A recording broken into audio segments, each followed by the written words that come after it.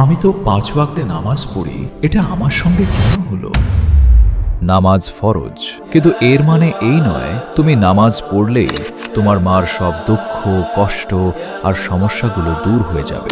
যদি এমনই হতো তাহলে আমাদের প্রিয় নবী সাল্লাল্লাহু আলাইহি ওয়াসাল্লামের জীবন ক্ষুধা, কষ্ট, পরীক্ষা আর যুদ্ধ দিয়ে পরিপূর্ণ হতো না। নামাজ কোনো দুনিয়াবি চুক্তি নয়, এটি একটি এবাদত। আর এবাদত করো এই জন্য যে তোমার রব তোমার উপর সন্তুষ্ট হন, শুধু এই জন্য নয় যে তুমি তোমার রবের কাছ থেকে কিছু পাবে। কারণ মুমিনের পরিচয় হলো সে সুখে আল্লাহকে স্মরণ করে আবার দুঃখেও আল্লাহকে ভুলে যায় না। যখন সব দরজা বন্ধ হয়ে যায় তখনও নামাজের দরজা খোলা থাকে।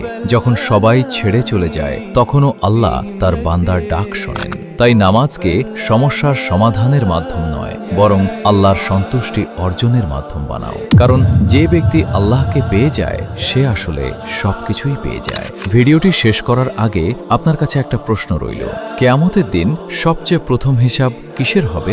জানলে অবশ্যই কমেন্ট করে যাবেন।